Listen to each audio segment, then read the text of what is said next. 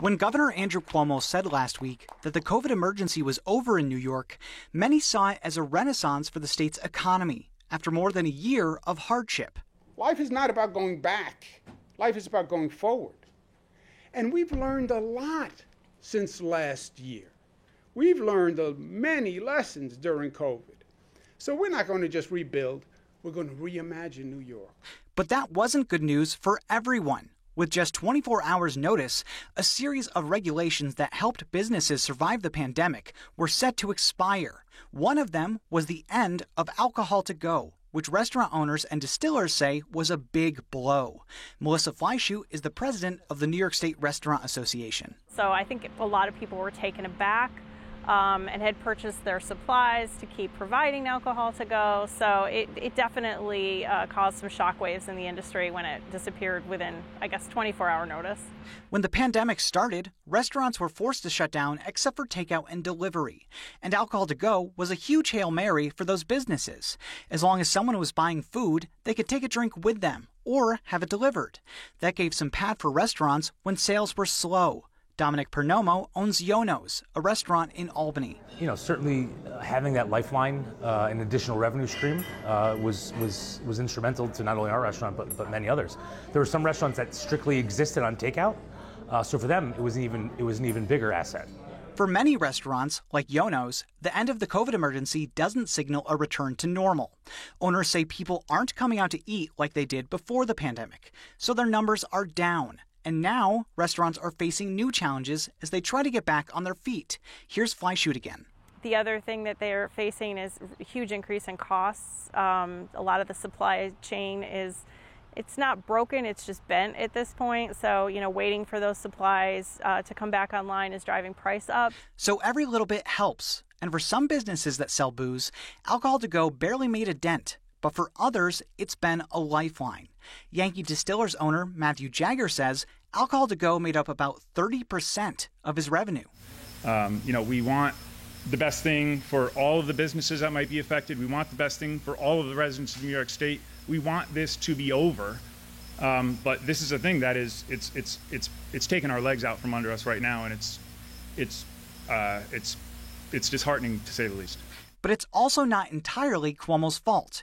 The state legislature was considering a bill that would have extended alcohol to go for at least another year. Lawmakers knew it would expire if they didn't pass the bill. But Democrats left Albany in June without acting on the legislation and without saying why. That didn't sit well with restaurant owners, like Vic Christopher, who owns a few restaurants in the capital region. I imagine people would say that you didn't have this option before the pandemic and things were going okay, maybe. It depends on the restaurant.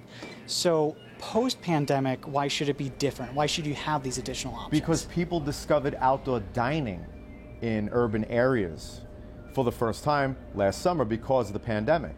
And right now we have an empty restaurant and everybody's outside on Broadway because the culture has changed. And the way that this legislation did not advance, coinciding with the end of the emergency declaration by the governor's office, caused for a very abrupt stop with about 24 hours notice, and in which that restaurants now have to change their business models immediately, overnight. While we're elated that the state of emergency is over, my biggest frustration lies with the ineptitude of the leadership in the legislature. It makes sense. It makes too much sense, which I think is probably why they were trying to find something wrong with it, but it was working great for 16 months. So now all of a sudden, why bring an end to it? And lawmakers aren't scheduled to come back to Albany until January, leaving at least 6 months before alcohol to go is even considered. Assemblymember John McDonald was one of the bill's supporters. He says that some lawmakers were wary of easing access to alcohol. Do you have any indication of why some would be opposed to it in the legislature? There's always going to be a core group, and I've noticed this in the Assembly. There's a core group that they rather not deal with anything that is perceived as expanding alcohol use.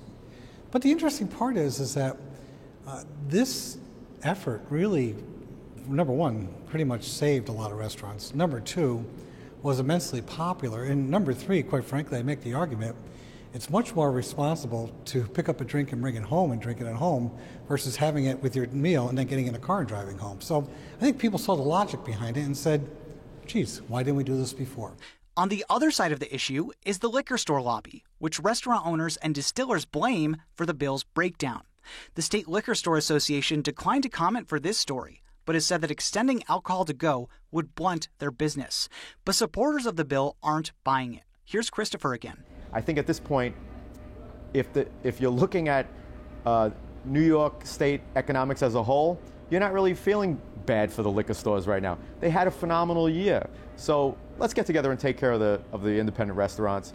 And Flyshoot from the State Restaurant Association. From what we understand, they were up 20 to 30% last year while we had takeout and alcohol to go for takeout and delivery. So, this is a win-win-win for the consumer and for the restaurant industry, and it's certainly not a loss for the liquor stores. So we encourage them to pass it.